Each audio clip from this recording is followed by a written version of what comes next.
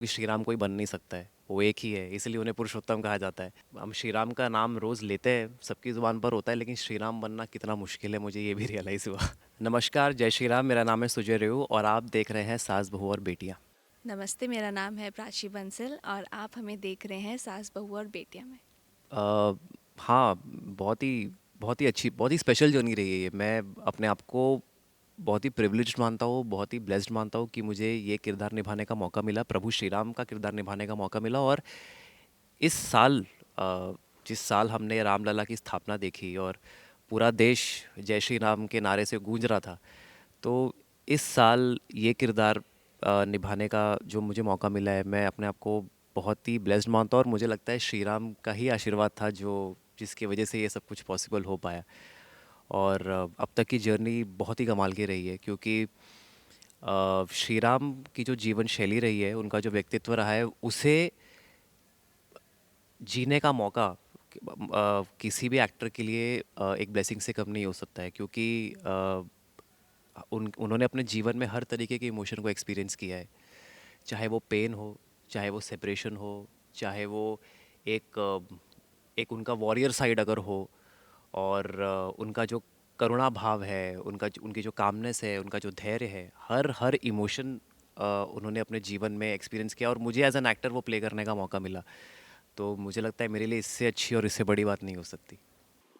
बिल्कुल, ये बहुत बड़ी बात है कि हम लोग इस साल रामायण कर रहे हैं एंड बहुत ज़्यादा ब्लेस्ड फील करती हूँ मैं कि मुझे इतना बड़ा कैरेक्टर प्ले करने का मौका मिला। एंड जैसे सुजय ने बोला कि रामायण बहुत ही ज़्यादा स्पेशल हो गया और सीता कैरेक्टर से मैं बहुत ज़्यादा कनेक्ट हो गई हूँ। तो ये बिल्कुल श्री राम की ही ब्लेसिंग है जो हमें ये किरदार निभाने का मौका मिला। देखिए, हाँ, ये बात तो सही है कि एक स्पेसिफिक पैटर्न है, लेकिन मुझे लगता है कि एक एक्टर जब कोई कैरेक्टर प्ले करता है, भले ही वो श्री राम ही क्यों ना हो, उसके अपने ट्रेड्स भी उसमें झलकते हैं। क्योंकि एज एन एक्टर जो मेरी पर्सनैलिटी है, वही एंकर है मेरा, जिससे मैं वो कैरेक्टर प्ले कर सकता हूँ। तो उसको मैंने अपने तरीके से थोड़ा-सा बनाने की कोशिश की, हाँ, लेकिन ये बात, उस जो श्री राम की जो ऑथेंटिसिटी है, उनका ऑरा है, वो मेंटेन रखना भी बहुत ज़रूरी था।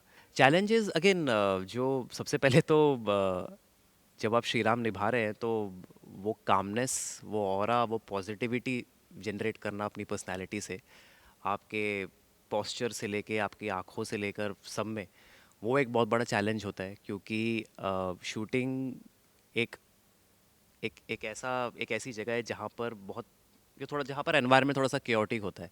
सब कुछ इतना शांत और इतना सब कुछ सहज तरीके से नहीं होता काम वहाँ पर। तो ऐसे एनवायरनमेंट में अपने आप को काम रखना, अपने आप को स्टेडी रखना, और कैमरा के सामने आके रोज़ श्री राम बनना, ये अपने आप में एक बहुत बड़ा चैलेंज है। क्योंकि मैं मानता हूँ कि श्री राम कोई बन नहीं सकता है, वो एक ही है, इसलिए उन्हें पुरुषोत्तम कहा जाता है। तो उस तरीके से अपने आप को कैरी करना थ्रू आउट, क्योंकि ये कोई 1 महीने 2 महीने का कमिटमेंट नहीं है, ये एक टीवी शो है, और जहाँ पर आपको रोज़ आकर 12 घंटा शूट करना पड़ता है। तो एक बहुत बड़ा चैलेंज था। फिर लैंग्वेज है, लैंग्वेज की सैंक्टिटी को मेंटेन करना, क्योंकि श्री राम अगर कुछ भी बोलेंगे, वो टू द पॉइंट, कुछ भी गलत नहीं बोल सकते, उनका डिक्शन गलत नहीं हो सकता। तो उस चीज़ का ध्यान रखना। और एक और चैलेंज था जो मुझे लगता है वो कुछ बहुत बड़ा चैलेंज इसे नहीं कहूँ, क्योंकि ये एक्टर को करना ही पड़ता है। पर जिस वेदर कंडीशंस में हमने शूट किया, स्पेशली जो राम सेतु वाला सीक्वेंस था, वो हम अप्रैल मई के महीने में कर रहे थे, और बीच पर शूटिंग होती थी हमारी रोज़ सुबह, और हम बेयर फीट होते थे।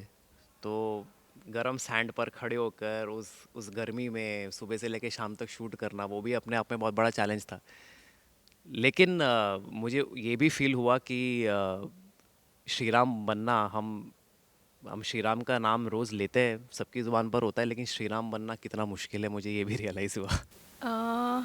पर्सनल लाइफ में चेंजेस मैं कहूँगी, पहले मैं लाइक कोई भी चीज़ होती थी उसको इतना डेप्थ में नहीं समझ पाती थी। बट अब मैं अलग तरीके से सोचने लगी हूँ। थोड़ा सा ज़्यादा कामनेस ज़्यादा आ गई है अंदर।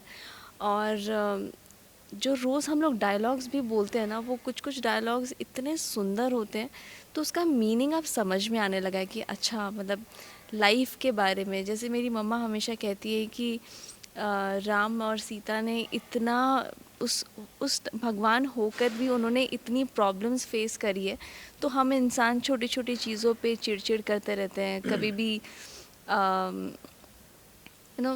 गुस्सा हो जाते हैं। तो उस चीज़ मैं मतलब उस एंगल से सोचने लगी हूँ अब कि अरे ये तो बहुत छोटी सी प्रॉब्लम है, ठीक है हो जाएगा।